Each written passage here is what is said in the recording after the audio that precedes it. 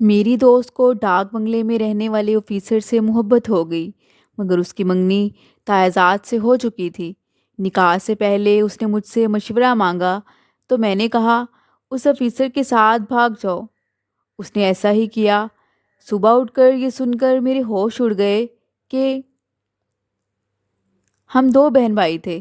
بھائی مجھ سے چھوٹا تھا اور والدین کی کل کائنات ہم دونوں بچے ہی تھے۔ ان دنوں میں نے 11ویں جماعت اچھے نمبروں سے پاس کر لی تو امی ابو بہت خوش ہوئے، کیونکہ ان کو امید نہ تھی کہ میں پاس ہو جاؤں گی۔ میں بھی بہت خوش تھی، کیونکہ امی نے چھٹیوں میں ماموں جان کے ساتھ گاؤں بھیجنے کا وعدہ کیا تھا، لیکن یہ وعدہ اچھے نمبروں کے ساتھ مشروط تھا۔ کچھ وجوہ کی بنا پر امی اپنے میکے نہیں جاتی تھیں، البتہ ماموں کبھی کبھی ہمارے گھر آتے رہتے تھے۔ میں اپنے ہوش سنبھالنے کے بعد سے پہلی دفعہ گاؤں جا رہی تھی، تبھی میں بہت خوش تھی۔ دوسرا گاؤں دیکھنے کا تجسس تھا۔ چھٹیاں ہوتے ہی ماموں لینے آ گئے اور ہم گاؤں روانہ ہو گئے۔ دوران سفر تمام راستہ سوچتی جا رہی تھی کہ وہاں کے لوگ کتنے سادہ ہوں گے، کیونکہ یہی سن رکھا تھا۔ میں خود سادگی کو پسند کرتی تھی، سیدھی سادھی لڑکی تھی۔ ان دنوں دنیا کے نشیب و فراز کو اچھی طرح نہیں سمجھتی تھی کہ زمانے میں کیا ہو رہا ہے اور کیوں کر ہو رہا ہے۔ بہرحال چند گھنٹوں کے سفر کے بعد ہم گاؤں پہنچے۔ نانا نانی بہت خوش ہوئے۔ دیہات کی فضا میں ایک تازگی ہوتی ہے۔ کھلے آسمان تلے لہلہاتے کھیتوں نے روح میں ایک فرحت بھرا احساس بخش دیا۔ یہاں کے لوگ واقعی بہت سادہ تھے۔ دیہاتی لڑکیاں آن واحد میں اکٹھی ہو گئیں اور انہوں نے میرے گرد گھیرا ڈال دیا، جیسے میں کوئی آسمان سے اتری اپسرا ہوں۔ میں بہت خوش تھی۔ ممانی بھی اچھی تھیں، خوب خاطر تواضع کی۔ ان کے بچے چھوٹے تھے جو باجی باجی کہہ کر میرے ارد گرد رہتے۔ گاؤں کی اکثر لڑکیاں مجھ سے ملنے آتیں، شاید کہ یہاں یہ رواج تھا، یا پھر وہ مجھے شہر کی سمجھ کر آ جاتی۔ ان سادہ لو لڑکیوں میں ایک لڑکی مجھے سب سے الگ اور بہت اچھی لگی، جو خوبصورت بھی بہت تھی۔ وہ کوئی 20-21 سال کی تھی۔ اس کی شوخیاں دل مو لینے والی تھیں۔ حالانکہ میں سنجیدہ اور سکون پسند تھی، پھر بھی وہ شوخ مزاج میرے دل کو بھا گئی۔ وہ اکثر دیگر لڑکیوں کے ساتھ آتی، تاہم ایک بات میں نے محسوس کی کہ یہ لڑکی خدیجہ کھل کر نہیں ہنستی تھی، اور جب ہنستی تھی تو جیسے اس کی ہنسی میں اداسی جھلکتی تھی۔ خدیجہ میں جانے کیا بات تھی کہ میری اس کی دوستی منٹوں میں ہو گئی، جبکہ وہ کلی طور پر دیہاتی لڑکی تھی۔ دیگر دیہاتی لڑکیوں کی مانند اس میں اجڑ پن بالکل نہیں تھا۔ وہ کپڑے بھی اچھے پہنتی تھی اور اسے پہننے اوڑھنے کا سلیقہ بھی تھا۔ چند دنوں میں ہی میری اس کے ساتھ دوستی اتنی گہری ہو گئی کہ اب ہم اکٹھی باہر کھیتوں میں جانے لگیں۔ یہاں باہر گھومنا پھرنا کوئی معیوب بات نہیں تھی کہ اکثر گاؤں کی جوان لڑکیاں بھی باہر کھیتوں میں کام کرتی اور دوسرے کام کاجوں کے لیے باہر نظر آتی۔ خدیجہ کے ساتھ باہر نکل کر مجھے احساس ہوا کہ یہاں کے لوگ خدیجہ کو اچھا نہیں سمجھتے۔ وہ اس سے بے رخی سے بات کرتے اور کسی کا رویہ تو اس کے ساتھ بھرپور اہانت بھرا ہوتا تھا۔ میں اس کے گھر میں گئی، وہاں بھی اس کے ساتھ ایسا ہی سلوک تھا۔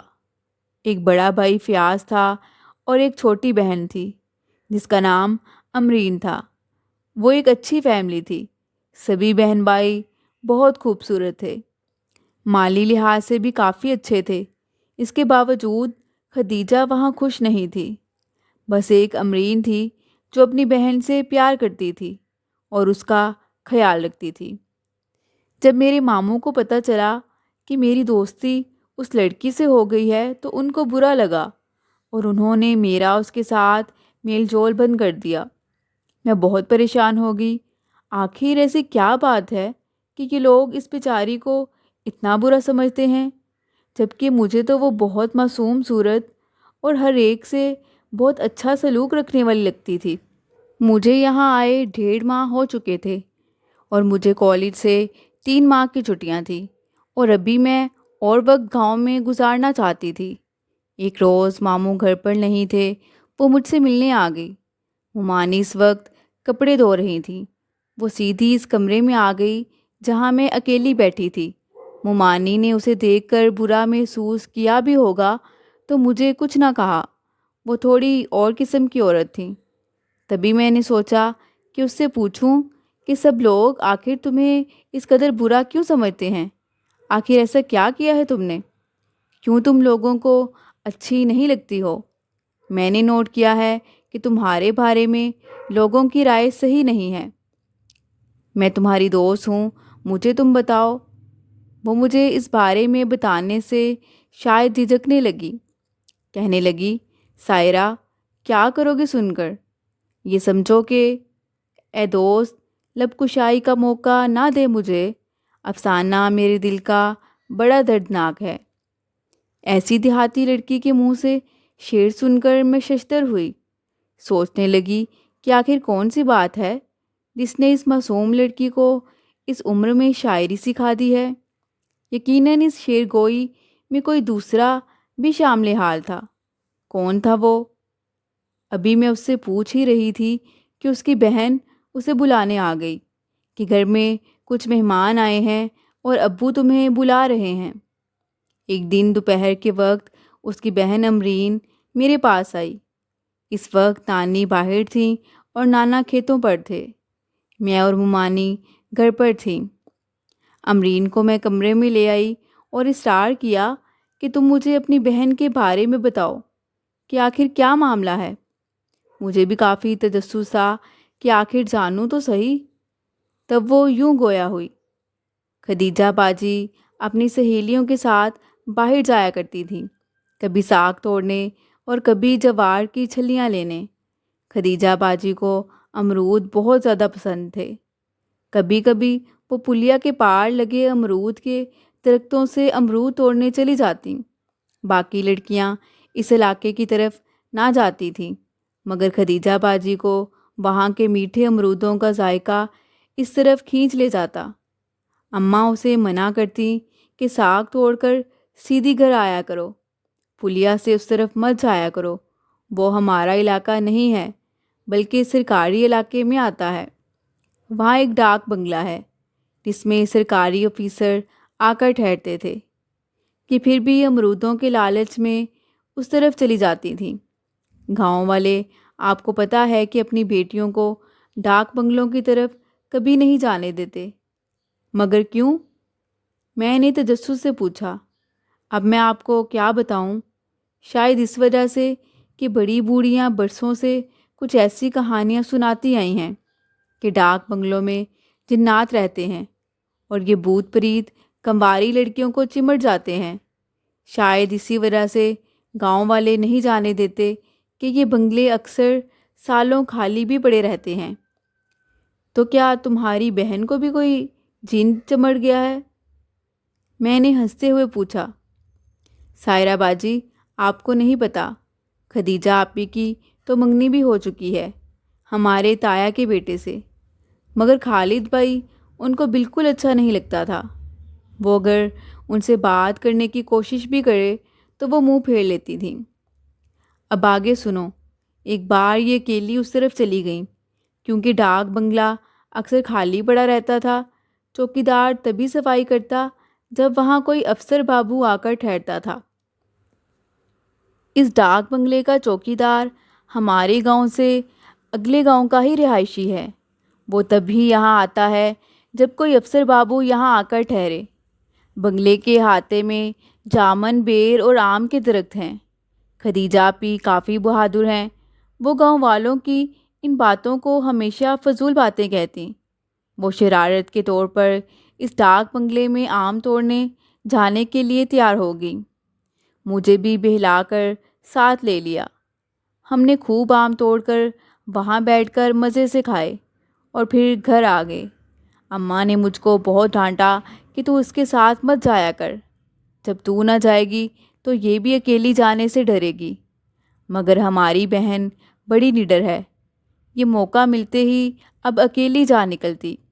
امی اسے ڈانٹتی کہ جانے کیوں اتنی سیلانی طبیعت ہے اس لڑکی کی، بھلا یہ اتنے کھیت کھلیان کافی نہیں سیر سپاٹے کو، کہ ڈاک بنگلے پہ جانا ضروری تھا؟ مگر وہ ابو اور بھائی کو کچھ نہ بتاتی تھیں کہ ان کے غصے کو وہ خوب جانتی تھیں۔ خیر، پھر یہ ہوا کہ ایک روز یہ وہاں گئی تو ایک افسر آیا ہوا تھا جو کافی خوبصورت اور شاندار شخصیت کا مالک تھا۔ خدیجہ آپی اسے دیکھ کر کافی متاثر ہوئیں۔ انہوں نے بتایا کہ وہ آم اور بیر توڑنے آئی ہیں۔ افسر نے کہا کہ جتنے مرضی توڑ لو۔ وہ دونوں باتیں کرنے لگ گئے کہ خدیجہ آپی کا آئیڈیل کوئی ایسا ہی شہری بابو تھا۔ اس نے خدیجہ آپی سے کہا کہ چائے پی کر جائیے گا۔ دونوں نے ساتھ چائے پی اور یوں اس افسر نے باجی سے دوبارہ آنے کا وعدہ لیا۔ اب خدیجہ آپی چوری چھپے اس افسر سے ملنے جانے لگیں۔ دونوں ساتھ چائے پیتے اور خوب باتیں کرتے۔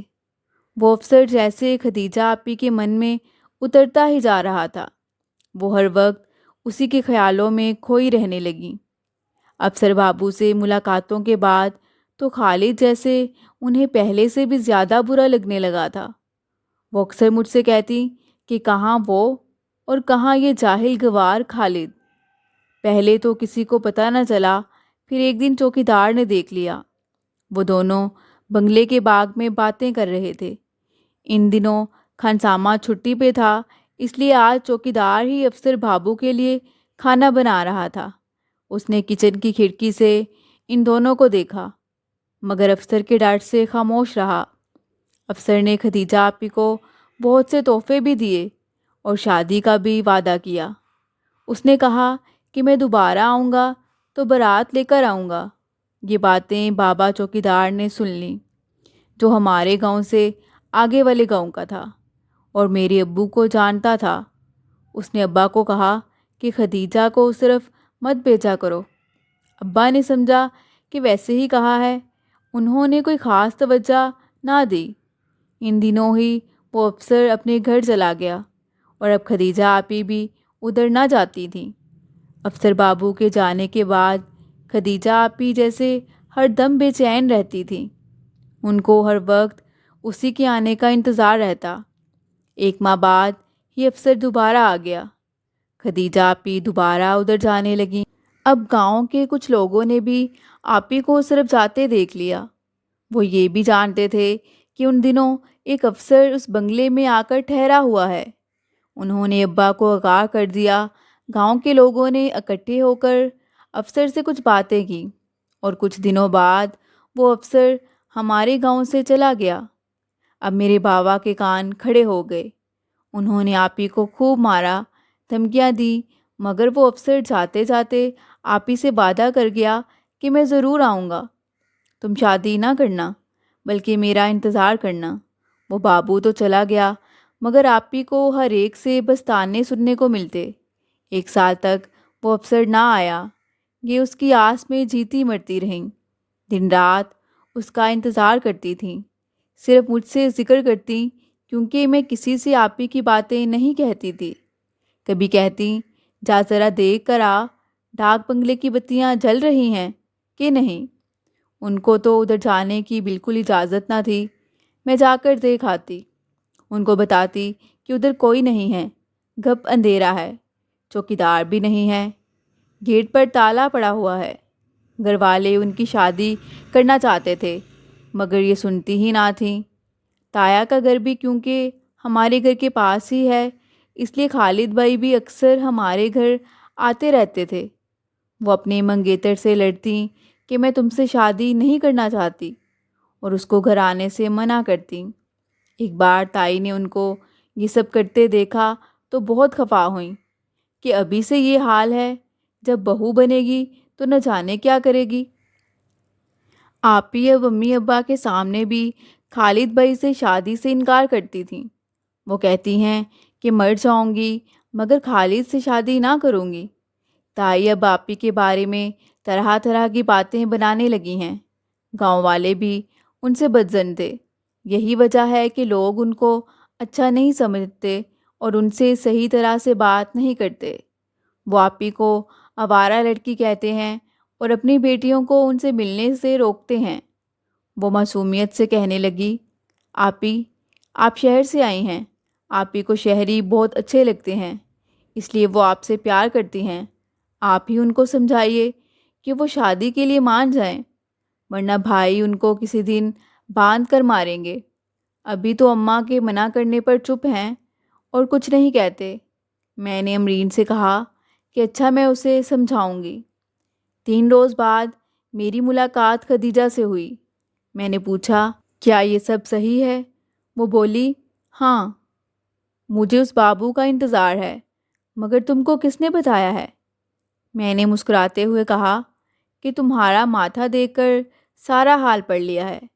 جس نے بھی بتایا ہو، تم اس بات کو چھوڑو، لیکن میری مانو، اپنے ماں باپ کی فرما برداری کرو اور شادی کر لو۔ وہ کہنے لگی، مجھے خالد پسند نہیں ہے۔ وہ ہر وقت کھیتوں میں ہل چلاتا ہے اور سر میں روز کڑوا تیل بہاتا ہے، نہاتا تو شاید وہ ہفتوں نہیں۔ مجھے اس سے شادی نہیں کرنی۔ ابھی ہم یہ باتیں کر رہے تھے کہ میرے نانا آ گئے۔ وہ مجھے کنویں کی منڈیر پر خدیجہ سے باتیں کرتے دیکھ کر ناراض ہوئے اور گھر لے آئے۔ گھر آ کر انہوں نے مجھے خوب ڈانٹا اور پھر مجھے اسی وقت خالہ کے گھروں بھیج دیا۔ یہاں بھی آ کر اکثر خدیجہ کے بارے میں سوچتی کہ نہ جانے اس کا کیا بنے گا۔ میں خالہ کے گھر 2 ہفتے رہی، مگر یہاں وہ مزہ نہ تھا جو ماموں کے گاؤں میں تھا۔ 2 ہفتے بعد ماموں آئے تو میں ان کے ساتھ واپس آ گئی۔ شام کو میں صحن میں بیٹھی چاول صاف کر رہی تھی اور مومانی دال بنا رہی تھی، جب ساتھ والے گھر کی ایک لڑکی مومانی سے سالن لینے آئی تو اس سے پتہ چلا کہ خدیجہ کی شادی ہو رہی ہے۔ میرا دل فوراً چاہا کہ خدیجہ سے ملوں تاکہ پتہ چلے کہ کیا وہ اس شادی کے لیے مان گئی ہے۔ میں نے مومانی سے اجازت لی کہ کل تو خدیجہ کی شادی ہے، میں اس سے ملنا چاہتی ہوں، پھر تو اس کی شادی ہو جائے گی اور میں بھی اپنے گھر چلی جاؤں گی۔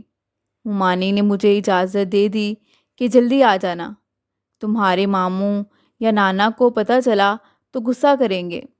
میں فوراً اس کی طرف گئی۔ وہ اپنے کمرے میں بیٹھی تھی اور اس کی آنکھیں سوجی ہوئی تھیں۔ مجھے دیکھتے ہی وہ زاروں قطار رونے لگی اور پھر میرے گلے سے لگ گئی۔ میں نے اسے حوصلہ دیا اور چپ کرایا اور پوچھا کہ کیا ہوا ہے؟ وہ کہنے لگی، سائرہ، تمہارے جانے کے بعد وہ افسر بابو آیا تھا۔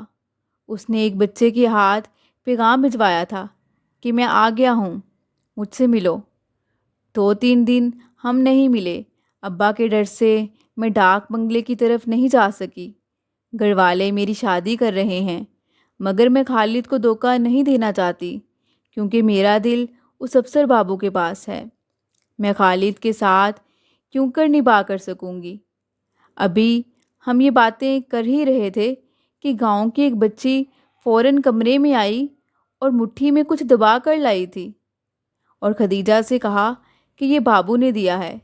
یہ کہہ کر وہ بچی فوراً کمرے سے بھاگ گئی۔ اس وقت وہاں میرے اور خدیجہ کے سوا کمرے میں کوئی بھی نہ تھا۔ اس نے رکا میری طرف بڑھا کر کہا کہ تم ہی اس کو پڑھ دو۔ میں نے پرچہ کھول کر پڑھنا شروع کر دیا۔ خدیجہ، میری پوسٹنگ کسی اور شہر میں ہو چکی ہے۔ میں یہاں اب اپنا کچھ سامان لینے اور تم سے ہی ملنے آیا تھا، مگر یہاں آ کر مجھے پتہ چلا کہ تمہاری شادی ہو رہی ہے۔ میں نے تم سے شادی کا وعدہ کیا تھا اور میں اسے پورا کروں گا۔ میں تمہیں کسی اور کا ہوتے نہیں دیکھ سکتا اور مجھے پتہ ہے کہ تم بھی اس شادی سے خوش نہیں ہو۔ میں جانتا ہوں تم بھی میرے بغیر نہیں جی سکتی۔ کل تمہارا نکاح ہے، اس لیے آج رات کو اپنے چند جوڑے کپڑے، ضروری سامان اور زیورات لے کر آ جانا۔ ہم یہاں سے شہر جا کر شادی کر لیں گے۔ میری پوسٹنگ دوسرے شہر ہو چکی ہے، اس لیے میرا بھی اب اس گاؤں سے تعلق ہمیشہ کے لیے ٹوٹ جائے گا۔ جہاں میری نئی پوسٹنگ ہوئی ہے، اب ہم وہاں ایک خوبصورت بنگلے میں رہیں گے۔ یہ سب سن کر اس کی بانچیں کھل گئیں اور چہرہ خوشی سے گلنار ہو گیا۔ کہنے لگی، دیکھا سائرہ، میرا دل گواہی دیتا تھا کہ افسر بابو مجھے بھولا نہیں ہے۔ امرین مجھے کہتی تھی کہ اب تم بھی اس کا خیال دل سے نکال دو کہ وہ اب نہیں آئے گا، تم ہی بس اس کے لیے پاگل ہوئی جا رہی ہو، اور شادی سے مسلسل انکار کر کے امی ابو کو بھی پریشان کر رکھا ہے۔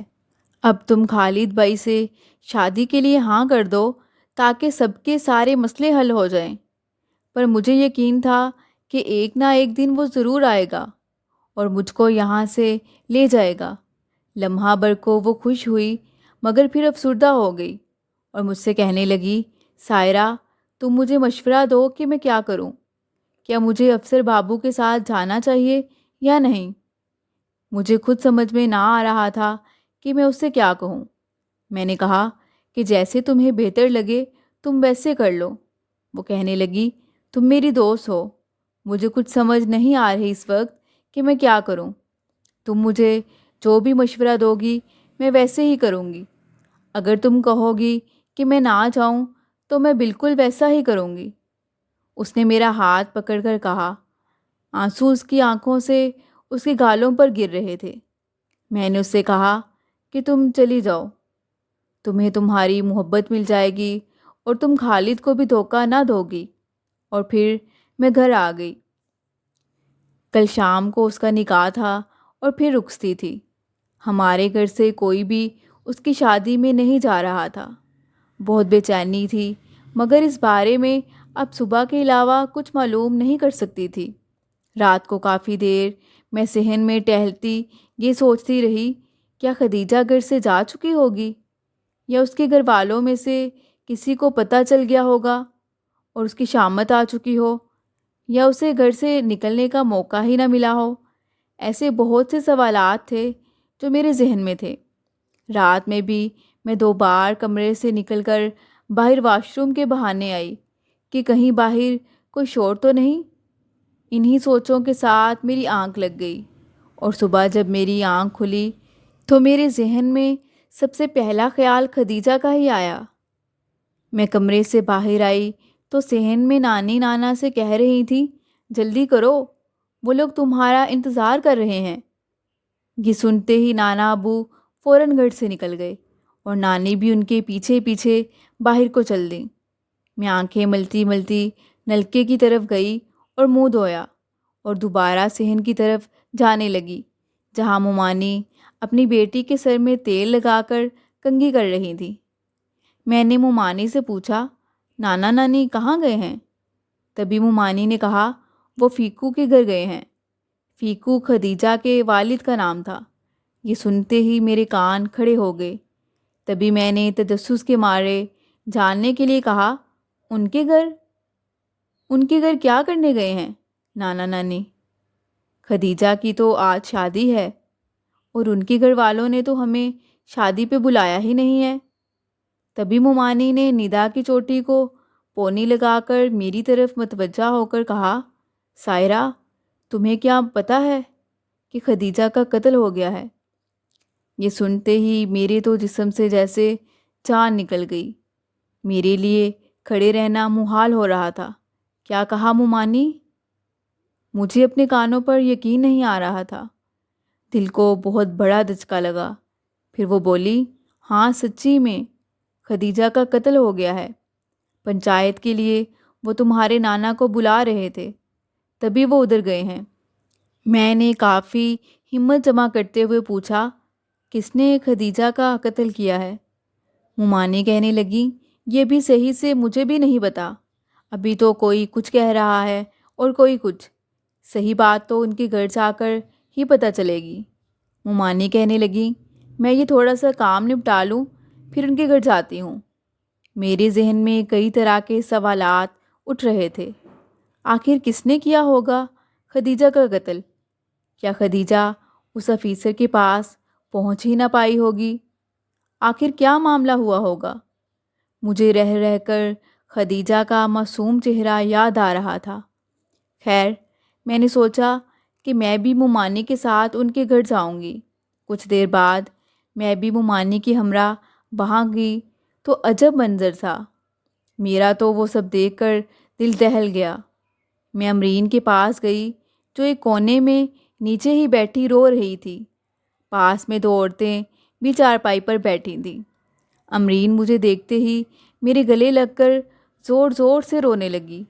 میں بھی اس کے پاس بیٹھ گئی کہ پاس دو عورتیں بیٹھی تھیں، اس لیے میں ابھی اس سے کچھ نہیں پوچھ سکتی تھی۔ جب وہ عورتیں دوسری طرف چلی گئیں تو میں نے امرین سے پوچھا کہ مجھے بتاؤ خدیجہ کو کیا ہوا ہے؟ امرین نے مجھے بتایا کہ آپی دلہن کے لباس میں تھیں۔ وہ مجھ سے کہہ رہی تھیں کہ امرین تم میری یہاں سے نکلنے میں مدد کرو۔ میں خود بہت ڈری ہوئی تھی کہ نہ جانے کیا ہوگا۔ میں نے آپی کی منتوں کو دیکھتے ہوئے ان کی مدد کی حامی بھر لی۔ انہوں نے سیف سے نکال کر زیور اور جمع پونجی بھی اپنے بیگ میں رکھ لی تھی۔ میں نے ہی اس کو باہر تک پہنچایا، لیکن جب گھر میں اس کی غیر موجودگی کا پتہ چلا تب بہت دیر ہو چکی تھی۔ امی ابو بھائی اسے گھر، جانوروں کے بھاڑے، ہر جگہ ڈھونڈ رہے تھے۔ مجھ سے بھی پوچھا کہ کہاں گئی ہے وہ۔ میں نے کہا کہ مجھے کچھ بھی معلوم نہیں۔ بھائی کو یقین تھا کہ وہ ڈاک بنگلے ہی گئی ہوگی۔ جب بھائی اس کو ڈھونڈتا ہوا ڈاک بنگلے میں پہنچا تو وہاں وہ قابل اعتراض حالت میں ملی۔ وہ ایک کمرے میں بے ہوش پڑی تھی اور اس کے جسم پر لباس کا ایک ٹکڑا بھی نہ تھا۔ بھائی اسے دیکھتے ہی آگ بگولا ہو گئے، مگر جلدی سے اپنی چادر اتار کر اس کے برہنہ بدن کو ڈھانپا۔ وہ بنگلے میں ادھر ادھر افسر کو ڈھونڈنے لگے، مگر وہاں اس کا کوئی نام و نشان تک نہ تھا۔ چوکیدار تک موجود نہ تھا۔ خدیجہ کو اس نے کوئی نشہ آور کوئی شے پلا دی تھی۔ بھائی بہن کو اس حال میں دیکھ کر غیرت سے آگ کا شعلہ بن گیا اور اس نے فوراً ادھر ہی اپنی بہن کو قتل کر دیا اور خود تھانے میں پیش ہو گیا۔ ماں تو بین بھی نہ کر پا رہی تھی، وہ اوٹ پٹانگ باتیں کر رہی تھی۔ لگتا تھا کہ جیسے پاگل ہو گئی ہے۔ بھائی بیچارہ سکتے میں تھا کہ عزت بھی گئی، بیٹی بھی مر گئی اور بیٹا سلاخوں کے پیچھے تھا۔ امرین کے منہ سے یہ سب سن کر مجھے ٹھنڈے پسینے آ رہے تھے اور مجھ کو اپنی ناسمجھی اور عاقبت نااندیشی پر بڑا غصہ آیا کہ میں نے ہی خدیجہ کو مشورہ دیا تھا کہ وہ وہاں چلی جائے۔ مجھے کیا معلوم تھا کہ محبت کا یہ روپ بھی ہوتا ہے۔ مجھے بھی تب اتنی سمجھ ہی نہ تھی۔ لوگوں کو سمجھنا اور زندگی کا تجربہ مجھے چھو کر بھی نہ گزرا تھا۔ بار بار خدیجہ کا معصوم چہرہ نگاہوں میں آتا تو آنکھوں سے آنسو بہنے لگتے۔ سوچتی تھی اے کاش میں گاؤں ہی نہ گئی ہوتی۔ اگر گئی تھی تو بھی خدیجہ سے نہ ملی ہوتی۔ اگر ملنا ہی تھا تو پھر اس کو ایسا مشورہ نہ دیا ہوتا۔ وہ بیچاری تو اپنے بول پن میں پوچھ رہی تھی، اب مجھے مشورہ دو، میں کیا کروں؟ اے کاش میں اس کو وہاں جانے کا مشورہ نہ دیتی، اس کو روک لیتی، وہ شاید رک جاتی، کیونکہ وہ مجھ سے بہت پیار کرتی تھی۔ وہ مجھ پر اعتبار کرتی تھی، میری ہر بات مانتی تھی۔ وہ گاؤں کی سیدھی سادی لڑکی تھی اور جس لٹیرے نے اس کو دھوکہ دے کر لوٹا، اس رہزن نے یہ بھی نہ سوچا کہ گاؤں میں گھر سے نکل بھاگنے کی سزا لڑکیوں کو موت کی صورت میں ملتی ہے۔ جانے وہ کیسا پڑھا لکھا افسر تھا کہ اس نے اس معصوم کو لوٹا ہی نہیں، اس سے جان کا نذرانہ بھی لے لیا۔ وہ خود تو آرام سے اپنا مقصد حاصل کر کے روپوش ہو گیا، شاید کہ وہ دوبارہ واپس ہی اس گھر سے آیا تھا، اور گاؤں والے بھی اس کی افسری کی وجہ سے اس کا کچھ نہیں بگاڑ سکے۔ کہ ایسے لوگوں کو کون پوچھنے والا ہوتا ہے، کہ ایسے لوگوں کے ہاتھ بہت لمبے ہوتے ہیں۔ مگر خدیجہ کے والد کا تو گھر ہی لٹ گیا تھا۔ معصوم خدیجہ کے ساتھ ساتھ اس کے بھائی کو بھی جیل کی آہنی سی لاکھوں کے پیچھے چکی پیسنا پڑی، اور اس کے ماں باپ بیٹی کی دردناک موت پر خون کے آنسو رونے پر مجبور ہو گئے تھے۔ گاؤں کے لوگ جو فوتگی پر آئے تھے ادھر طرح طرح کی باتیں کر رہے تھے جو اس کے ماں باپ کو مزید زمین میں گھاڑنے کو کافی تھیں۔ خدیجہ کی نادانی اور ماں باپ کی نافرمانی کی سزا اسی دنیا میں اسے مل گئی یا اس جہان میں بھی ملے گی، یہ تو اللہ ہی جانے، مگر مجھے یقین ہے کہ اس دھوکے باز ہوس پرست آفیسر کو دوہری سزا ملے گی، جس نے ایک معصوم کی توشیزگی کو خاک میں ملا کر اپنا ہی نہیں سارے ملک کا دامن میلا کر دیا۔ مزید دلچسپ سچی کہانیوں کے لیے چینل کو سبسکرائب کریں۔